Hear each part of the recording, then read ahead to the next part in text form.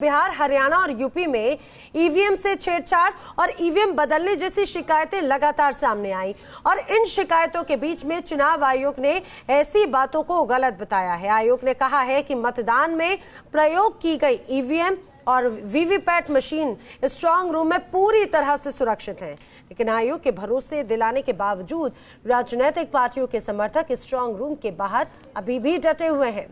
वहीं मध्य प्रदेश की राजधानी भोपाल में कांग्रेस और बीजेपी समर्थक अंताक्षरी खेलते हुए एक दूसरे को हराने में लगे हुए हैं।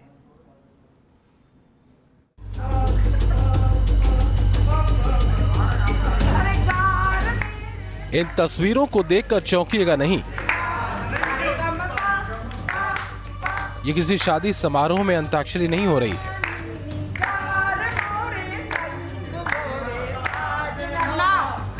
ये तस्वीरें हैं भोपाल में बीजेपी और कांग्रेस समर्थकों की, जो चुनाव खत्म होने के बाद ईवीएम मशीन की निगरानी के लिए स्ट्रांग रूम के बाहर बैठे हैं और मतगणना से पहले अंताक्षरी खेलकर एक दूसरे को पटखनी देने की कोशिश में लगे हैं। भोपाल में कांग्रेस के दिग्गज नेता दिग्विजय सिंह का मुकाबला बीजेपी कैंडिडेट साध्वी प्रज्ञा से है, लिहाजा खुद दिग्विजय सिंह भी किसी तरह का जोखिम नहीं लेना चाहते। अब इन तस्वीरों को देखिए। देर रात दिग्विजय सिंह अपनी पत्नी समेत अचानक दिल्ली से भोपाल पहुंचे और सीधे पुरानी जेल पहुंचकर स्ट्रांग रूम का दौरा किया और वहां की सीसीटीवी फुटेज देखी।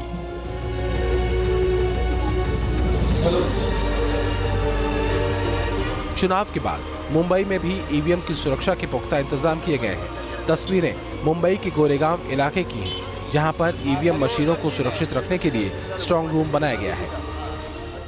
देश भर में चुनाव समाप्त होने के बाद अब प्रशासन की चिंता है स्ट्रांग रूम की सुरक्षा की। मुंबई के गोरेगांव इलाके में मौजूद हैं और बॉम्बे एग्जीबिशन सेंटर, यहाँ पर जो 3 लोकसभा क्षेत्र है वहाँ के तमाम जो ईवीएम मशीन्स हैं, जो वीवीपैट हैं, वो यहाँ पर रखे गए हैं। 3 लोकसभा क्षेत्र कौन से हैं आपको बता देते हैं। मुंबई नॉर्थ, जहां से उम्मीदवार हैं गोपाल शेट्टी, उर्मिला मातोंडकर। मुंबई नॉर्थ वेस्ट, जहां से उम्मीदवार हैं संजय निरुपम, गजानन कीर्तिकर। और मुंबई नॉर्थ सेंट्रल, यहां से उम्मीदवार हैं पूनम महाजन और प्रिया दत्त। आपको बता दें कि किस तरह से स्ट्रांग रूम की यहाँ पर सुरक्षा बंदोबस्त जो है वो बढ़ाई गई है।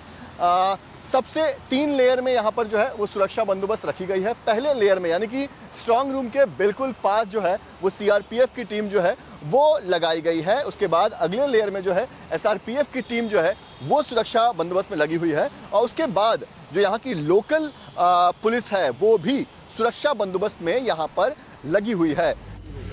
अब इन तस्वीरों को भी देखिए। ये अलीगढ़ में मतगणना की तैयारी की तस्वीरें हैं। यहाँ भी ईवीएम मशीनों की निगरानी में राजनीतिक पार्टियों के समर्थक दिन रात जुटे हैं। यहाँ के जिलाधिकारी के मुताबिक यहाँ ईवीएम मशीनों को लेकर कोई शिकायत नहीं है। नहीं, हमारे यहाँ कोई शिकायत नहीं है। हम लोग जब से रेगुलर हमारे अधिकारी चेक कर रहे हैं, हम और एसएसपी साहब भी आके चेक कर रहे हैं। आज ऑब्जर्वर्स ने भी चेक किया है, पहले भी चेक किया है, तो हमारे यहाँ कोई कंप्लेंट नहीं है। हमारे यहाँ तो कुछ पॉलिटिकल पार्टी के लोग लगातार निगरानी भी कर रहे हैं।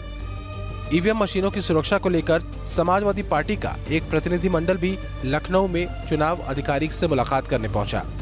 समाजवादी पार्टी नेता राजेंद्र चौधरी के मुताबिक ईवीएम को लेकर जनता में डर और अविश्वास का माहौल है। लोगों में डर और अविश्वास दोनों है और ये लोकतंत्र के लिए बड़ा खतरा है।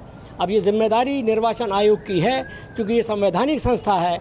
लोकतंत्र की इस प्रक्रिया को पूरा करने में उनकी खास जिम्मेदारी है। मंगलवार को ही चुनाव आयोग ने कहा है कि मतदान में प्रयोग की गई ईवीएम और वीवीपैट मशीनें स्ट्रांग रूम में पूरी तरह सुरक्षित हैं। इस बीच आयोग के दिल्ली स्थित मुख्यालय में ईवीएम संबंधी शिकायतों के तत्काल निस्तारण के लिए कंट्रोल रूम भी बनाया गया है, जो मंगलवार से शुरू हो गया है। आयोग के मुताबिक निर्वाचन सदन से संचालित कंट्रोल रूम चुनाव नतीजे आने तक 24 घंटे काम करेगा। भोपाल से जितेंद्र, मुंबई से पंकज मिश्रा के साथ टीम न्यूज़ नेशन।